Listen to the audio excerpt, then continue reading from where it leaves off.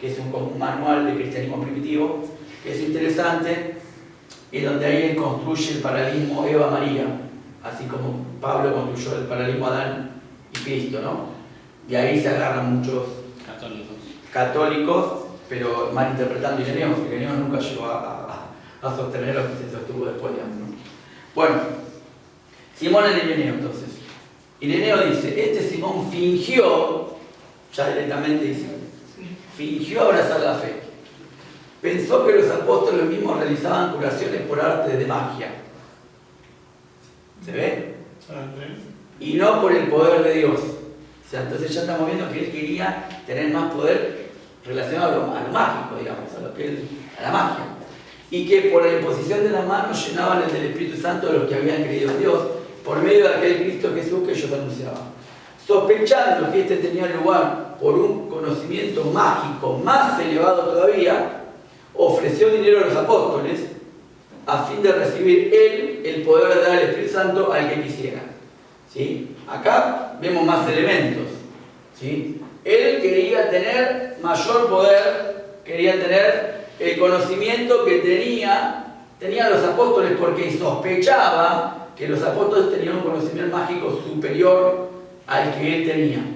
Entonces ya vemos que la motivación de Simón al acercarse a Felipe no fue conocer a Cristo, sino fue... Eso de que creyó no creyó un corno. No. Y por lo que vamos a decir hoy... No, por eso, porque evidentemente si dice esto... Sí, no creyó. Me sumo a la misma pregunta que hizo anterior. ¿Y de dónde sacaron esto? ¿Quién? Ireneo. Y el otro que escribió. Ireneo lo sacaron de la obra de Simón Mago, que se llama La Apofase Megalé. Pero no llegué a explicar toda la Apofase Megalé. Vos me decías, ¿de dónde sacaron la fuente, digamos? Sí. La Apofase Megalé, pero esa la desarrolla más Hipólito Romano, que vamos a ver un poquito más. ¿Sí? Igual, a ver, al principio las tradiciones gnósticas son orales. O sea, después se empiezan a construir esos libros, no en todos los casos. ¿Sí? También hay que entender que la heresiología es una construcción de la herejía. O sea, los que combaten la herejía también la están construyendo. No sé si me siguen. Sí. O sea, el heresiólogo construye su rival también en la heresiología. Y obviamente que la heresiología, al construir el rival lo está construyendo en forma negativa. Eso es tarea de la heresiología. Por eso cuando uno lee los textos gnósticos de Nag Hammadi, que son las fuentes directas, por ejemplo, que hablan de la gnosis simoniana o setiana, son las tres estelas de Set, el Apocalipsis de Adán, que ya lo vimos al principio, esas son fuentes directas de la gnosis de Simón. ¿Sí? Igual ni Ireneo, ni Custino, ni los autores que vamos a ver hoy dijeron nada, no agregaron nada a lo que se ve en los textos directos, digamos. ¿Se ve? Porque también los que son gnósticos te van a decir que los herejes construyeron a la herejía porque quisieron de alguna forma distorsionarla para... Claro, o sea, tener un enemigo. Exactamente. Entonces, como la herejía es un género literario, lo que te van a decir los gnósticos es que los heresiólogos construyeron un género literario en donde denostan a aquellos rivales que tenían los primeros cristianos. ¿Sí? Pero bueno, esa es la versión de los gnósticos, digamos, ¿no? Yo no creo que la herejía sea una construcción, la herejía existía. De hecho... sí, pero la pregunta es, ¿están esos textos gnósticos a los cuales Ireneo y se oponen? Sí. Están esos textos, Sí, llegaron. Sí, bueno, Ireneo, cuando hablamos de la gnosis valentiniana, teníamos los textos que había leído de Ptolomeo, que lo dice en su libro al principio, en el prefacio. Ptolomeo era perteneciente a la escuela de Valentín, con lo cual sí, a él les habían llegado esos textos. Ahora nosotros de Valentín, de la gnosis valentiniana, tenemos la fuente directa, que es el Evangelio de la Verdad, que está en la biblioteca de Nag Hammadi, que ya Ireneo de León había denunciado en el siglo II, y tiene un evangelio al que denomina el Evangelio de la Verdad. Hoy ese Evangelio de la Verdad lo tenemos.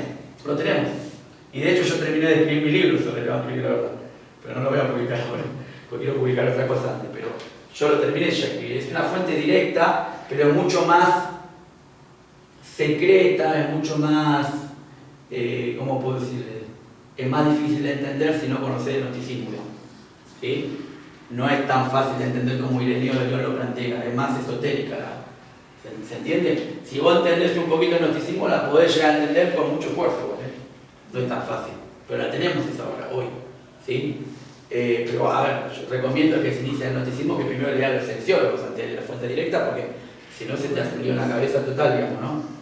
Bueno, y en cuanto a la gnosis de Simón, también tenemos la fuente que ahora vamos a ver. Bueno, entonces, yo creo que Ireneo dice algo que es interesante. Él se acercó porque vio que había un conocimiento superior y por eso se acercó. Fíjense que los magos que se acercan a darle regalos a Jesús, que todavía nos han enseñado que eran sabios de Oriente, no existe la palabra sofos, que dice magoi, eran magos, no eran sabios. ¿Sí? Y también nos han enseñado que bueno, en la antigüedad el mago era sabio, porque no, esos eran magos. Y de hecho se acercaron a Jesús porque justamente ellos, eso lo dicen casi todos los padres de la iglesia, vieron que había nacido un poder superior al que ellos podían manipular y por eso se acercaron, digamos. Ay, me arruinaste los Reyes Magos. Lamento decir. Vos no lo querías a Papá Noel y le dabas a los... Yo que le decía tampoco. ¡Sábado 6 de enero! Ya está. Eso No lo dejamos nada. Eso lo dice Tertuliano, eso lo dice otro de los padres apostólicos también. Por lo tanto, aparte de la palabra sofoi no existe, griego es magos. Si vos querés decir, inventar una historia que los magos eran, qué sé yo, si te gusta esa historia, no, pero no condice con la tradición del cristianismo histórico, decir que eran magos. Eran magos, estaban atrás de sus intereses, pero aún así no lo traicionaron. Es lo que estaba por decir, no lo vendieron pero no se lo vendieron. Querían ver cómo caen Los regalos lo ofrecieron porque estaban reconociendo que había nacido alguien que era superior al conocimiento de magia que ellos practicaban. Para, hay algo que no entiendo. Si ellos adoraban a Satanás y ellos seguían las órdenes de Satanás, ¿por qué se iban a humillar ante Jesús? En realidad no se humillaron, reconocieron que había nacido un poder superior. O sea, humillaron, es más, ahí todavía hay una interpretación, dice, y se volvieron por otro camino, dice, ¿no? Para no cruzarse con el emperador. Para no cruzarse con el emperador. No. No, pero está bien la pregunta, pero no lo adorarían, no lo tendrían que adorar. Se acercaron. Pero ¿Y para qué le llevaron el regalo? No, Porque había nosotros tenemos la imagen romántica de que ellos se acercan con objetos para adorar y ¿no? Está esa mirra y todo eso que se va. sí, eso es entonces por eso choca esta idea de que ellos eran magos y que estaban interesados en qué era lo que estaban. Pero Simón el mago también estaba interesado. Claro, era un interés parecido entonces. Era lo mismo, digamos. O sea, el Simón el mago también estaba interesado. Además, después que se cruzó con Felipe, siguió viviendo unos años más y hizo todo lo que vamos a ver hoy. ¿Sí? Pero por ahí no, bueno. Igual No ese digo que no tuvieran malas intenciones. Eso es para otro Es capítulo. como que ellos no eran conscientes de lo que estaba pasando tampoco. ¿No? A lo mejor no sabían diferenciar bien qué era lo que pasaba con eso que estaba ocurriendo, ese poder que emergía. Puede ser, Sí, sí. es posible que sea también Ahora que víctimas decían lo mismo, nosotros sabemos del mismo lo que daño. pasaron. ¿Está bien? Pues sí, ellos sabían que esto era el mensaje. Bueno, ¿Eso? sí, no, pero ellos no Antes de saben. Jesús, antes de Jesús, los tipos tenían un trabajo que era la magia, Claro. ya sea por medio de Satanás o quien sea. Hay una iluminación. No, quien sea, no. Es Satanás, la magia de Satanás. Está bien, pero podrían haber sido, en su buena intención podrían ser engañados también y no ser de mala fe. Eso es. Yo pienso que el Señor nos iluminó de alguna manera. Nosotros a veces vamos por el mal camino y encontramos la luz. Ellos también podían ir sin querer en un oficio que para nosotros es satánico, pero para ellos era normal, y vieron ese poder superior. El Señor se lo tuvo que decir, porque los tres seguían una estrella, y fueron a parar a Jesús y adoraron. Al adorar, ellos están de Lo alguna bendice y manera. no Y dice después que cuando se adoraron. retiraron, hicieron caso para no perjudicarlo, siguieron y la adoración siguió práctica después. Fueron por otro camino, ni Y siquiera vos por decís la- que se fueron convertidos de ahí. No sé si se fueron convertidos. Ellos reconocieron que hay una entidad Y superior. bueno, es lo que estamos diciendo. Y justamente por eso se acercaron, porque reconocieron que había nacido una entidad superior del cual ellos no podían manipular, porque no tenían ese poder. Lo que es cierto, Por eso, pero eso eran magos, no eran sabios. lo que si bien es cierto es que hay como una distinción entre ese tipo de magos Claro. y lo que tenía Herodes. Porque ellos Sí, obvio. tenían incluso las profecías para ver qué es Sí, lo que sí. Herodes Por eso, dice. eso es lo que yo no entiendo. Por eso habría que ver esta distinción. ¿Por qué? Porque ni siquiera los magos de Herodes buscaban las profecías para que le busquen las profecías para ver dónde es que iban a hacer, Claro. para ir a matarlo. Y a ellos no les fue revelado eso. Pero Les fue revelado a estos Igual está bien, pero Por la yo- estrella. hay una confusión. sí. Yo igual lo traje al tema, pero no forma parte de. En la Sí. traducción entre mago y sabio, No, ¿no? no. No hay una confusión. No, sabio es una cosa. Pero aún así, lo que Son quiero cosas decir distintas. es que si hay una estrella. Aparte no aparece sofoi, en griego es magoi, o sea, sabios, magos, en plural.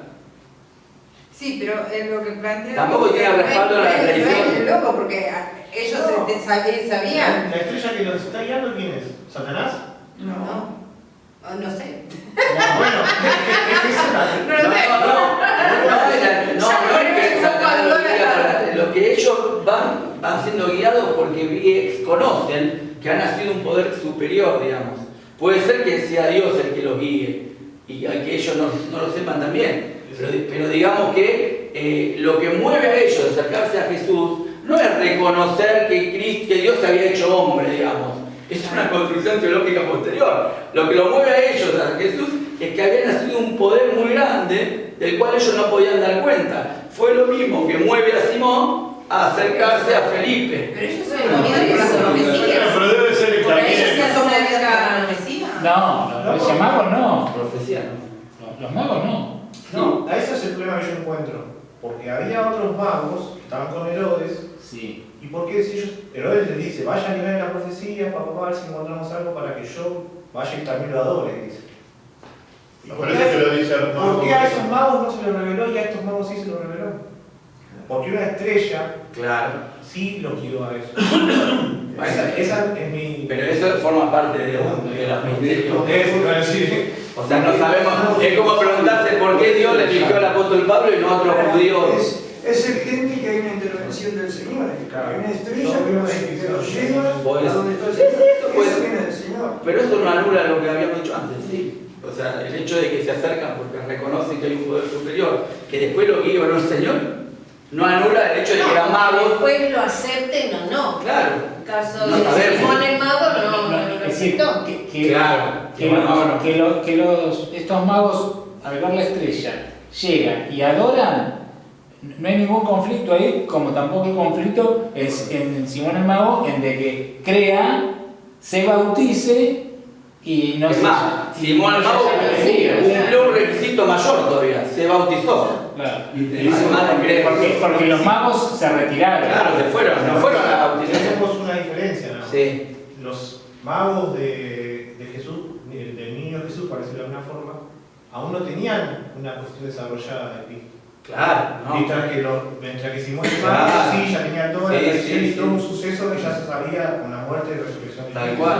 Por eso la adoración de los magos implicaba un conocimiento superior al que tenía la gente normal. Claro. La gente normal se Sí. acercaba a Jesús para que le dé de comer, que le cure la pierna. Sí, sí, sí. Y eso lo vinieron a adorar porque era superior, sentían que era, o tenían conciencia de que era superior. Tal cual. Los regalos que le llevaron de mirra, incienso y oro Sí. tienen un significado, ¿no? Los tres. Pureza, que es el oro, sabiduría, mirra, y no me acuerdo el otro incienso, espíritu. Sí. Entonces, sí, llevaron estos tres regalos. Es algo ya realmente Que como están para mí, reconociendo que- una intervención del Señor sobre esa. Ahora, Puede ser, sí. ¿por qué fue que eligió esos tres? Bueno, el Señor sabrá.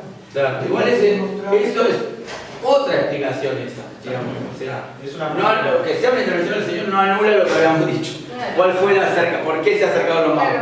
Igual no es el tema ese. Yo lo traje como para. Si sabía que iba a disparar tanto. tanto hablábamos de los magos la semana. Siempre tengo café. Bueno, ¿sabés qué pasa? Que nosotros con estos magos tenemos algo todavía. ¿Viste? Por ejemplo, a mí me traían unos regalos berretas, ¿viste? los Reyes Magos. A mí me ganaron dos zapatillas. A mí me lo robaban los zapatitos. Yo les pedía en la época de la necesidad, yo le pedía a los magos, a los Reyes Magos, una bicicleta, ¿viste? Y mi mamá me decía, tus Reyes Magos son pobres. Está bien. Bueno, vamos, sigamos con Ireneo, a ver lo que dice. Frente al rechazo de los apóstoles. Y se hizo aún más incrédulo con respecto a Dios.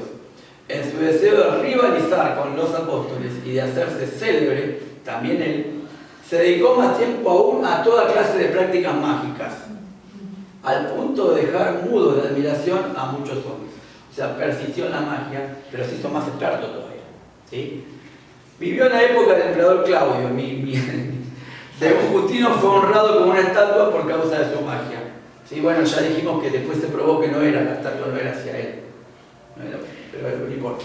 Fue glorificado por muchos como un Dios y enseñaba que había descendido en Samaria como Padre y había llegado a los gentiles como Espíritu Santo. Él era el poder supremo, es decir, el Padre que está sobre todas las cosas y consentía en ser llamado de todas las maneras de las que le llamaban los hombres. ¿Hay registros de esas afirmaciones en escritos de él o de su escuela? Sí, Megalén. Ahí vamos a ver ahora en un ratito. Fíjense, la primera concepción modalista la tenemos en Simón el Mago. O sea, él decía, primero que era Dios, ¿no? Segundo, que apareció como hijo a los judíos, descendió en Samaria como Padre y apareció a los gentiles como Espíritu Santo. ¿Sí? Era el poder supremo. En él se manifestaba la Trinidad, pero una Trinidad modalista, o sea, él es el poder supremo, ¿sí? A partir del cual surgen tres modos, ¿sí? Que son el Hijo y el Espíritu Santo, ¿no? Él, el Hijo y el Espíritu Santo, el Padre, el Hijo y el Espíritu Santo. Pero existe solamente una sola potencia infinita o un ser superior, el cual decía ser él, digamos, ¿no? Ahora, qué paradójico que él justamente domina sobre aquello que está en contra de él, digamos, ¿no? Por ejemplo, sí, aparece como hijo a los judíos, claro, como descendiente en Samaria como Padre. Y claro, porque Samaria es la tierra de él. Claro. En Samaria es Padre. Es hijo de los judíos. Digamos. Esta triple claro. herejía, como había dicho en un principio acá. Y Espíritu Santo los gentiles. Claro, él ahora la revierte y está por sobre todas estas cuestiones, digamos. Exactamente. Esto es lo dice Ireneo, acá está la cita igual, ¿no? Después se explica la Trinidad, ¿eh? Porque es el problema de lo diga. Claro, pero es el primer ejemplo de modalismo que tenemos, ¿no? O sea, nosotros no creemos que el Padre, el Hijo y el Espíritu Santo sean tres modos en el que Dios se manifiesta, ¿sí? Nosotros creemos que el Padre, el Hijo y el Espíritu Santo forman parte de la misma esencia, sustancia, naturaleza, y que el Hijo, ¿sí? Que estaba simultáneo uno en el Padre, en el seno del Padre, ¿sí? Estaba como mente diferenciada, como hipóstasis diferenciada, ¿sí? Y en tanto hipóstasis diferenciada es un ser personal distinto, no es un modo de ser supremo. ¿Se entiende? Lo menos el Espíritu Santo tampoco. Bueno, entonces acá tenemos el primer ejemplo de modalismo. Simón, sigo con el sistema, este es el sistema simoniano descrito por Ireneo, porque cada uno de los heresiólogos agregó, quitó determinadas cosas, ¿sí? El más completo es el de Hipólito Hermano, que vamos a ver después. El de Ireneo, hasta ahí nomás, ¿sí? Bueno, Simón redimió en Tiro de Fenicia a una tal Helena, que es una prostituta, ¿sí? Recorrió la tierra con ella. Redimió que compró. No, redimió es como que le compró la prostituta. Le confirió el conocimiento salvador. ¿Sí? Dijo que era su primera concepción o pensamiento. O sea que Helena es el equivalente en el sistema valentiniano a la enoia, al primer pensamiento del Padre. Así como noia fue el primer pensamiento del vitos en el sistema valentiniano, en el sistema simoniano, Helena es el primer pensamiento de Simón, quien dice ser el grande, 3 veces grande, vamos a ver ahora, el Padre Supremo, etc. ¿Se ve? Muy bien. Por medio de su concepción primera, al principio tuvo la idea de crear a los ángeles y arcángeles. O sea que Simón, por medio de su primer pensamiento, que es Helena, fíjense que Helena sería el león femenino, ¿sí? Y Simón es el león masculino, y para crear se necesita un masculino y un femenino. Bueno, hoy se necesita cualquier cosa. Hoy, después de lo que pasa hoy, puede pasar cualquier cosa, ¿no?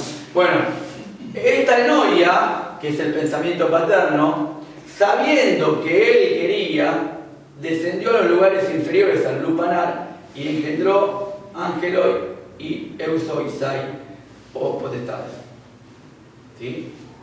Por medio de ella fue creado el mundo. O sea, el mundo fue creado por medio de Helena, que es el equivalente femenino de la Enoia, ¿sí? Es el pensamiento paterno. O sea, tenían un pile total. Y los sistemas gnósticos son así, son complejos, digamos, ¿no? No, pero estaba re pasado de rosca. Pero escúchame, esa Helena realmente existió, era una mujer. ¿Crees que eran los creadores? Existió Helena, Aparentemente pero sí. él le confiere ese rango de que ya era. Claro, en realidad, Si por ella Sí, y Simón también. ¿no? En realidad, Claro, y Simón en también. realidad el hecho, a ver, Los puntos se Simón. dice. Simón, redimir a Helena significa conferirle la gnosis, el conocimiento salvador, digamos, eso quiere decir redimir en el lenguaje esotérico, digamos, ¿no? Y que a partir de la relación entre lo masculino y lo femenino va a surgir, primero, los ángeles y arcángeles, a partir del cual va a surgir el mundo material. Esto de que los ángeles fueron... redimir como cuando dicen que redimen a un esclavo, Claro, como que que lo compran para ser libre. Claro, Eso era redimir a... sí, que tiene, en un sentido tiene que ver con esto, como vamos a ver ahora, ¿sí? Pero específicamente tiene que ver con conferirle conocimiento salvador, digamos, ¿sí? La gnosis.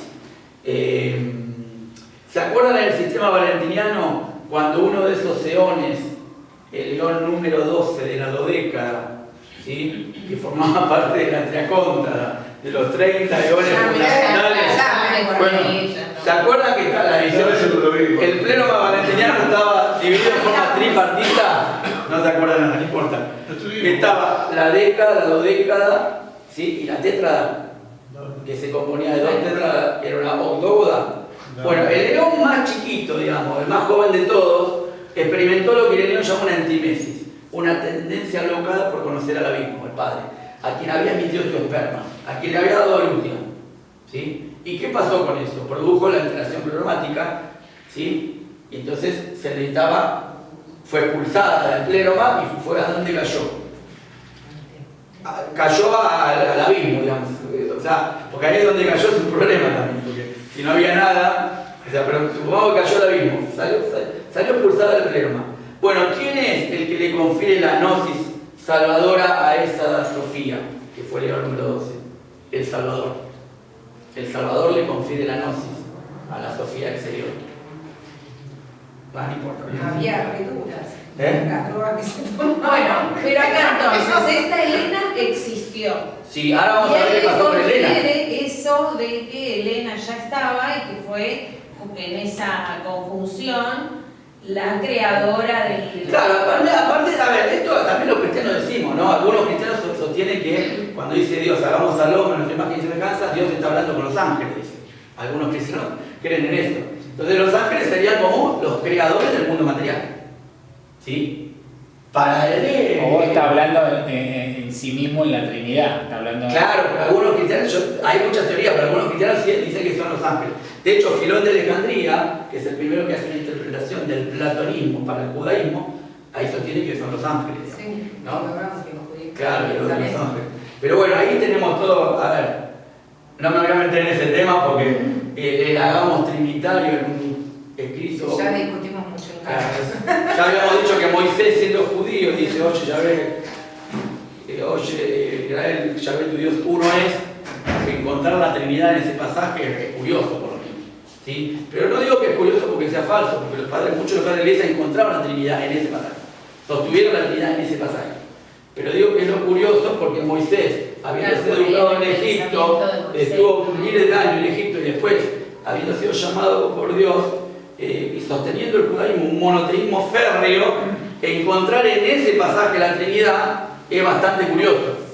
Pero no digo que no esté bien, porque muchos de los padres de la iglesia encontraron la Trinidad ahí. Pero digo que racionalmente cuesta aceptar que alguien que es uno de los principales sostenedores del monoteísmo encuentre la Trinidad ahí.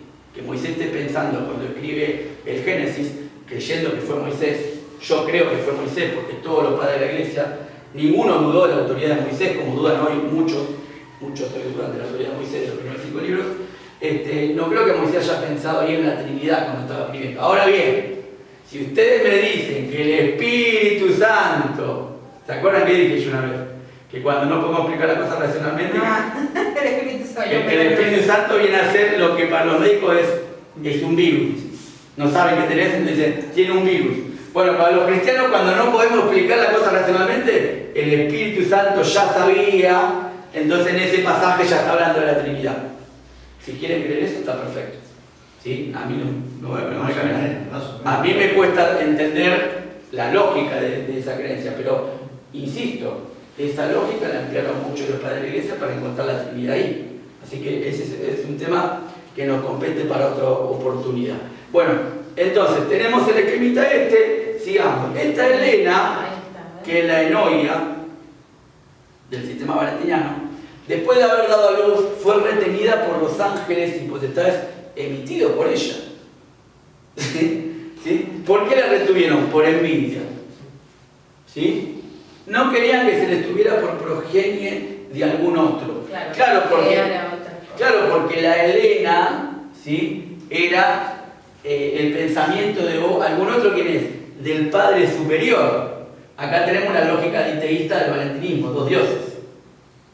Entonces, estos mismos ángeles y arcángeles y potestades que habían sido emitidos, o sea, dados a luz por la Helena, la retuvieron.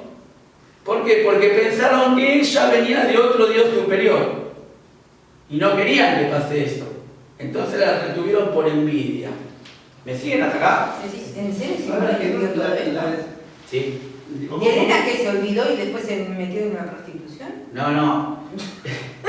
Helena es la figura del pensamiento paterno, la figura femenina del pensamiento paterno, que está explicado como si fuera una figura humana, digamos. ¿Se ve? Bueno, entonces, Simón fue ignorado por las... Perdón, en esta lógica diteísta, las autoridades demiúrgicas, ¿cuáles son? Del demiurgo. Demiurgo es una palabra que utiliza Platón en el Timeo. Demiurgo es el gobernador de los pueblos, que los gnósticos lo asociaban con el Dios del Antiguo Testamento. O sea, la autoridad del Dios del Antiguo Testamento, ¿sí?, querían retener ¿a quién? A Helena, porque decían que procedía de un ser superior. Por envidia la querían retener. ¿Se ve? Pero los que la querían retener eran los mismos que habían sido emitidos por Helena. ¿Se entiende? Uno ser respetuoso. Claro, pero estas autoridades, se dice autoridades demiúrgicas porque tiene que ver con el Dios del Antiguo Testamento. Que en toda la gnosis es el Dios inferior, amante de la guerra, y siempre hay un Dios que es superior. ¿Sí? Bueno, Helena fue sometida a todo tipo de ultrajes para que no pueda remontarse a su padre, que no es el padre del Antiguo Testamento. ¿Se entiende? Es el Padre Superior. Muy bien.